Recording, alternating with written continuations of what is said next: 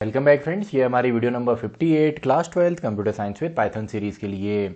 और हम डिस्कस कर रहे थे फंक्शंस को।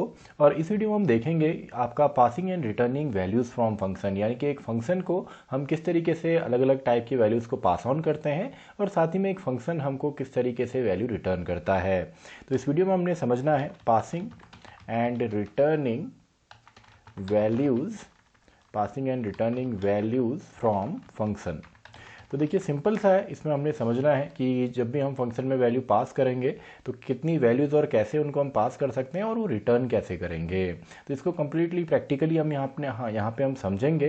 तो सबसे पहले तो एक मैं फंक्शन यहाँ पे बना लेता हूँ, for example def hello, and इसके अंदर फिलहाल कोई भी स्टेटमेंट मैंने नहीं लिखा तो मैं इसमें लिख देता हूँ पास स्टेटमेंट। अब देखिए दो हमारी डेफिनेशंस और हैं। एक तो आपके सिंपली होते हैं फ्रूटफुल फंक्शन। तो फ्रूटफुल फंक्शन क्या होगा? ऐसे फंक्शन जो कोई ना कोई वैल्यू रिटर्न करेंगे या डेटा रिटर्न करेंगे रिटर्न कीवर्ड की मदद से, तो उनको हम फ्रूटफुल फंक्शन बोलते हैं। और जो फंक्शन हमारी वैल्यू को रिटर्न नहीं करते तो उनको सिंपली हम नॉन फ्रूटफुल फंक्शन बोल देते हैं। तो ये तो सिंपल सी हमारी डेफिनेशन हो गई। जो फंक्शन आपको रिटर्न करके देंगे कोई वैल्यू तो उनको फ्रूटफुल बोलेंगे या वैल्यू रिटर्निंग फंक्शन बोलेंगे, और जो कोई भी वैल्यू रिटर्न नहीं करते तो वो नॉन फ्रूटफुल या नॉन वैल्यू रिटर्निंग फंक्शंस होते हैं। तो देखिए कोई भी फंक्शन है, जब इसमें हम कोई भी फंक्शन पास ऑन करते हैं तो पास ऑन हम करते हैं कॉलिंग के टाइम पे। तो यहाँ पे अगर हम नॉर्मली वैल्यूज़ पास करें, यानी कि मैंने मान लीजिए दो वैल्यूज़ पास करी, तो हमको पता है कि इन दो वैल्यूज़ को एक्सेप्ट करने के लिए हमको दो वेरिएबल्स की ज़रूरत पड़ती है, जिनको हम सिंपली आपका पोजिशनल या रिक्वायर्ड आर्ग्यूमेंट भी बोलते हैं। इसके अलावा अगर आप यहाँ पे मल्टीपल वैल्यूज़ देना चाहें, फॉर एग्जांपल मैंने यहाँ पे 34 प्लस 56 एक वैल्यू दे दी, और यहाँ पे जितनी भी वैल्यू आप देंगे उन सभी को आप कॉमा से सेपरेट करेंगे। यानी कि देखिए तीन वैल्यू मैंने यहाँ पे दे दी।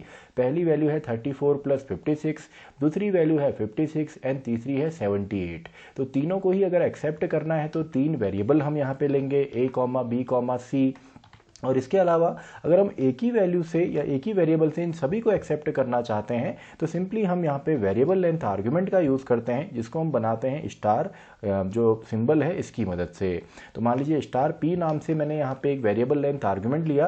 तो अगर आप इसको प्रिंट करते हैं पी को, और साथ में इसका अगर आप टाइप भी देखेंगे, क्योंकि टाइप हमें पता है कि टाइप इसका जो होता है वो आपका टपल टाइप का होता है, प्रीवियस वीडियो में हमने समझा था। तो चलिए इसका आउटपुट हम देख लेते हैं। हमने यहाँ पे वैल्यू दे दी, तीन अलग अलग टाइप की वैल्यूज़, और सिंपली हमने एक वेरिएबल में एक्सेप्ट किया। तो p जो है ये आपका यहाँ पे टपल टाइप होगा। तो देखिए टपल टाइप का है और तीनों वैल्यूज़ हमको एज ए टपल यहाँ पे मिल गई हैं। इसके अलावा अगर आप यहाँ से कोई और टाइप का डेटा देना चाहें, फॉर एग्जांपल अगर मैं एक लिस्ट यहाँ से लेता हूँ, तो देखिए मैंने एक लिस्ट यहाँ पे दे दी जिसमें अलग अलग टाइप का डेटा है। तो जब इस लिस्ट को हम एक्सेप्ट करवाएंगे फंक्शन के अंदर, तो यहाँ पे जो हम डिक्लेयर करेंगे वो भी बाय डिफ़ॉल्ट आपका लिस्ट टाइप का ही होगा। यानी कि यहाँ पे जितनी भी वैल्यूज़ हैं 34, 45, 67 एंड हेलो, तो ये सभी जाएंगी एज अ लिस्ट के फॉर्म में, और p वहाँ पे हमारी लिस्ट होगी। तो p को अगर हम प्रिंट करें और इसका टाइप देखें तो इसका जो टाइप आएगा वो आएगा लिस्ट टाइप का। देखिए लिस्ट टाइप का डेटा हमको यहाँ पे मिला है। तो लिस्ट में जैसे हम मैनिपुलेट करते हैं सेम तरीके से यहाँ पे भी हम कर सकते हैं। For example for x in p मैं यहाँ पे लिखूँ, देन अगर मैं प्रिंट करूँ यहाँ पे x को, तो यहाँ पे वैल्यू जो है सभी हमारी प्रिंट होंगी जैसा हम लूप में वर्क करते हैं, 34, 45, 67 एंड हेलो।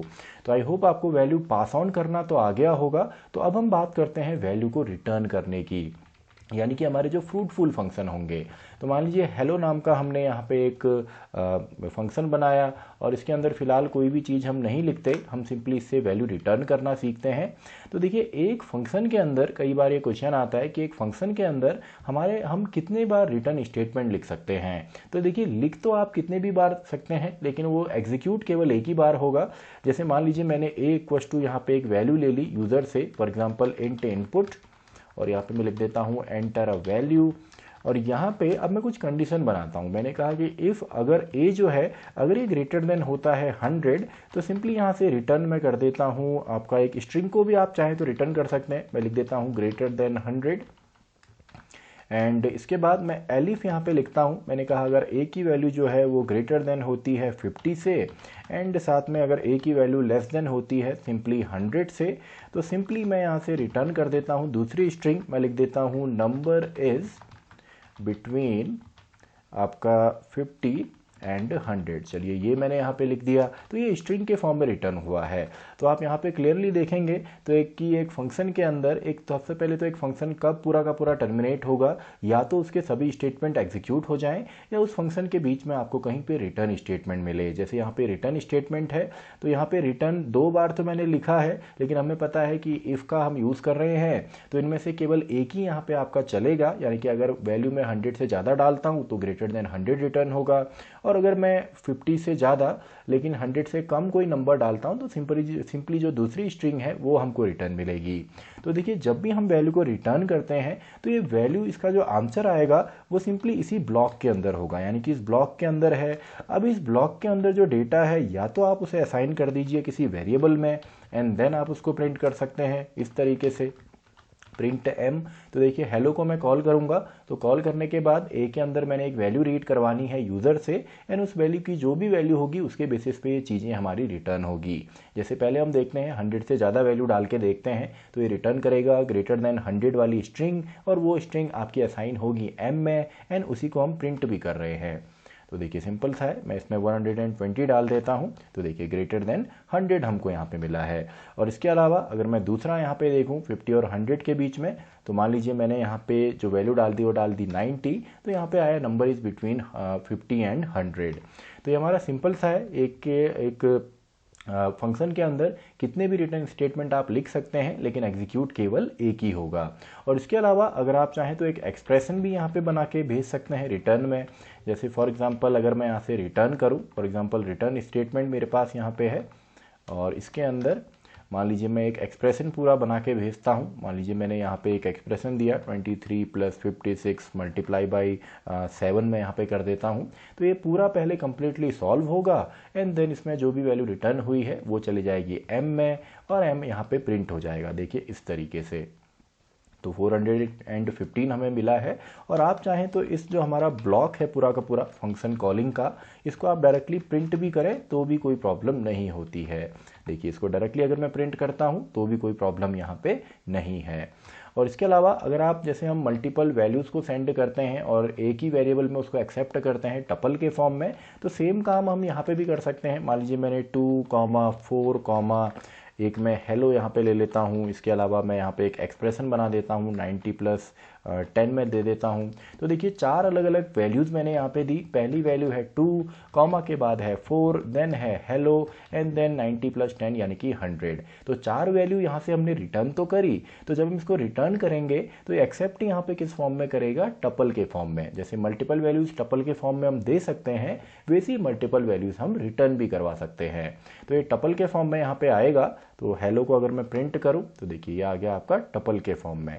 तो आप इसको डायरेक्टली ऐसे यहाँ पे चला सकते हैं प्रिंट के अंदर, या आप चाहें तो इसे एक वेरिएबल के अंदर स्टोर कर सकते हैं, एंड देन आप इसको जो है यहाँ पे मैनिपुलेट कर सकते हैं आप एक टपल की तरह। For P x in P मैं यहाँ पे लिखता हूँ, एंड देन मैं प्रिंट करता हूँ एक्स को। तो वहाँ पे जितनी भी वैल्यूज़ हैं 2, 4, हेलो एंड 100, तो ये सभी मुझे यहाँ पे बार बार मैं लूप के अंदर इनको चला सकता हूँ। एक्स की वैल्यू यहाँ पे आपको मिलेंगी, देखिए 2, 4, हेलो एंड 100। तो आई होप आपको समझ में आ गया होगा कि एक फंक्शन के अंदर से हम कितनी भी वैल्यूज़ को रिटर्न कर सकते हैं। मल्टीपल रिटर्न वहाँ पे हो सकते हैं, लेकिन एग्जीक्यूट केवल एक ही बार होगा। और बाय डिफ़ॉल्ट अगर कोई भी वैल्यू आप रिटर्न नहीं करेंगे, जैसे मान लीजिए अगर मैं यहाँ से केवल रिटर्न लिखता हूँ और कोई वैल्यू यहाँ से रिटर्न नहीं करता, तो बाय डिफ़ॉल्ट जो वैल्यू रिटर्न होती है वो होती है आपकी नन। तो देखिए यहाँ पे अगर मैं प्रिंट करता हूँ पी को, पी के अंदर क्या आया है, तो बाय डिफ़ॉल्ट ये आता है हमारा नन। तो देखिए नन हमको मिला है। और अगर आप यहाँ पे इसको नहीं भी लिखते, फॉर एग्जांपल अगर मैं रिटर्न नहीं भी यहाँ पे लिखता, केवल पास कर देता हूँ, तो भी बाय डिफ़ॉल्ट यहाँ पे रिटर्न आपको मिलेगा नन। तो देखिए बाय डिफ़ॉल्ट यहाँ पे हमको मिला है नन। तो आई होप आपको समझ में आ गया होगा कि एक फंक्शन के अंदर से कैसे हम वैल्यू को पास ऑन करते हैं। डिफरेंट टाइप की वैल्यूज़ को एक ही बार में पास ऑन करना है तो कॉमा से सेपरेट करेंगे, और एक टाइप का ही अगर आप करते हैं, लिस्ट को भेजते हैं टपल को, तो वहाँ पे जो वेरिएबल है वो भी उसी तरीके से उसको एक्सेप्ट करेगा। तो इसी के साथ हमारी ये वीडियो भी खत्म होती है, वीडियो नंबर 58। तो मैं मिलता हूँ आपसे नेक्स्ट वीडियो में, वीडियो नंबर 59।